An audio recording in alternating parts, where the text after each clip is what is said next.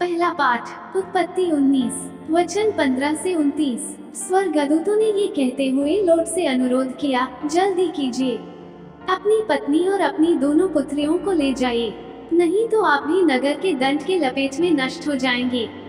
वह हिचकता रहा, इसलिए स्वर्गदूत उसका, उसकी पत्नी और उसकी दोनों पुत्रियों का हाथ पकड़कर नगर के बाहर ले चले, क्योंकि प्रभु लोट को बचाना चाहता था।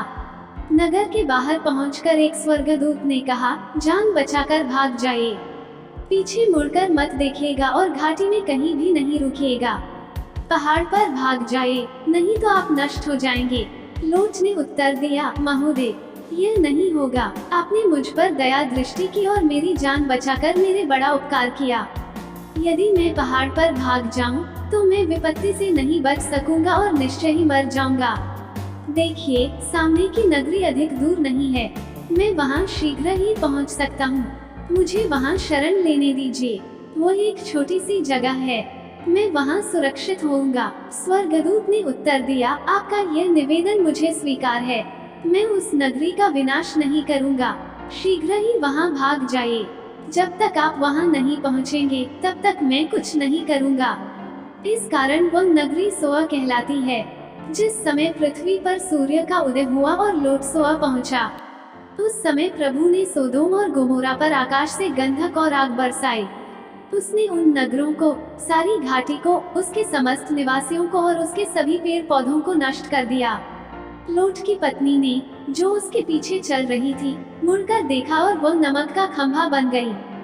दूसरे दिन सवेरे ही इब्राहिम उस जगह पहुंचा, जहां वह प्रभु के साथ खड़ा हुआ था। उसने सोदोम, गोमोरा और सारी घाटी पर दृष्टि दौड़ाकर देखा कि भट्ठी के धुएं की तरह भूमि पर से धुआं ऊपर उठ रहा है। इस प्रकार जब ईश्वर ने घाटी के नगरों का विनाश किया, तो उसने इब्राहिम का ध्यान रखा और लोट की रक्षा की। तब उसने उन नगरों को विनाश किया जहां वह रहता था। सुसमाचार मत्ती 8 वचन 23 से 27। ईसा नाव पर सवार हो गए और उनके शिष्य उनके साथ हो लिए। उस समय समुद्र में एकाएक इतनी भारी आंधी उठी कि नाव लहरों से ढकी जा रही थी, परंतु ईसा तो सो रहे थे।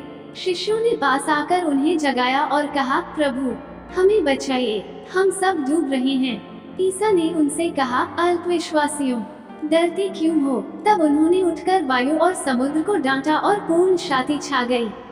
इस पर वे लोग अचंभे में पड़कर बोल उठे, आखिर यह कौन है? वायु और समुद्र भी इनकी आज्ञा मानते हैं। आमीन।